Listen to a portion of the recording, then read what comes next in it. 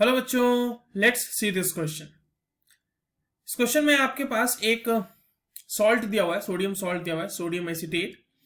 उसका एक रिएजेंट के साथ रिएक्शन कराया जा रहा है, उसको हीट किया जा रहा है और फाइनली जो प्रोडक्ट मिल रहा है हमें वो मिल रहा है CH4, दैट इज मीथेन। सवाल ये है कि ये रिएजेंट जो यूज किया हमने ये कौन सा रिएजेंट। चलिए इस क्वेश्चन को सॉल्व करते हैं और सबसे पहले ये देखते हैं कि इस क्वेश्चन को सॉल्व करने के लिए हमारे पास कौन से की कॉन्सेप्ट की जानकारी होनी चाहिए। अब या तो आप इसको की कॉन्सेप्ट की जानकारी बोल लीजिए या फिर इस तरह से ये बोल लीजिए कि किस टॉपिक का ये क्वेश्चन है। तो this question is from decarboxylation reaction. अब डीकार्बोक्सिलेशन किसका होगा, तो डीकार्बोक्सिलेशन होगा कार्बोक्सिलेट आयंस का। ठीक है, कार्बोक्सिलेट आयंस का हमने डीकार्बोक्सिलेशन कराना है। या तो इसको कार्बोक्सिलेट आयंस बोल दो या फिर आप सॉल्ट्स ऑफ कार्बोक्सिलिक एसिड बोल दो, दोनों चीजें सही है। Now, what is the meaning of decarboxylation? Decarboxylation का मतलब होता है बच्चों रिमूवल ऑफ CO2, यानी कि इस रिएक्शन में CO2 रिमूव हो रहा होगा। अच्छा, डीकार्बोक्सिलेशन हो गया, कार्बोक्सिलेट आयन का हो गया। अब ये करता क्या है, तो इस रिएक्शन से हम अल्केन प्रिपेयर करते हैं। It is a method to prepare alkanes. ठीक है, डायरेक्टली कार्बोक्सिलिक एसिड के सॉल्ट से हम अल्केन का प्रिपरेशन कर लेते हैं।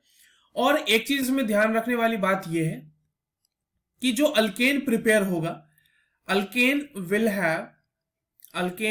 हैव वन लेस कार्बन, एक कार्बन उसके पास कम होता है, than its parent compound. One less carbon atom than its parent compound. ठीक है, देन इट्स पेरेंट कंपाउंड जो कि हमारा क्या होगा, कार्बोक्सिलिक एसिड का सॉल्ट। अब यहां पर देखिए, अब जो क्वेश्चन है वो रिएजेंट से क्वेश्चन है। जो रिएजेंट इस रिएक्शन में यूज किया जाता है वो होता है sodium hydroxide plus calcium oxide, यानी कि NaOH प्लस CaO। इसके प्रेजेंस में आप किसी भी कार्बोक्सिलिक एसिड के सॉल्ट को जब हीट करते हैं तो आपको उसका कॉरस्पॉन्डिंग अल्केन मिलेगा विद वन लेस कार्बन। अब जैसे हमारे पास यहाँ पे क्वेश्चन में जो कंपाउंड दिया हुआ है that is CH3COO minus Na plus, इसको मैं इस तरह से भी लिख सकता हूं।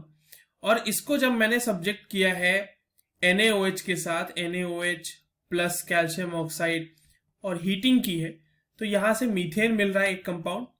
बाय प्रोडक्ट जो आपको इसका मिलेगा वो मिलेगा Na2CO3 सोडियम कार्बोनेट।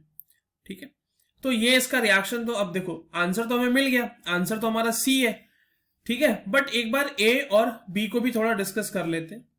अब देखिए, A जो आपके पास रिएजेंट है that is NH2NH2 in presence of potassium hydroxide, और B जो हमारा रिएजेंट है वो है zinc amalgam in presence of HCl। अब इन दोनों रिएक्शंस का काम एक ही है, रिएजेंट्स का। ये जो है A जो है वो वुल्फ किस्नर रिडक्शन होता है। ये वुल्फ किस्नर रिडक्शन जो है हमारा उसका रिएजेंट है। और जो ZnHg in presence of HCl है ये क्लेमेंशंस रिडक्शन का हमारा रिएजेंट है। अब देखिए इन दोनों में क्या होता है ना, जो कार्बोनाइल ग्रुप है जैसे C डबल बॉन्ड O है हमारे पास, ये डायरेक्टली रिड्यूस हो जाता है CH2 में। So this is a reduction reaction for carbonyl group. ये कार्बोनाइल ग्रुप जो है यहाँ पे ये रिड्यूस हो गया है CH2 में। ठीक है, so this was all for this question and we got to know that the correct answer for this question is option C. I hope you understood this well. All the very best.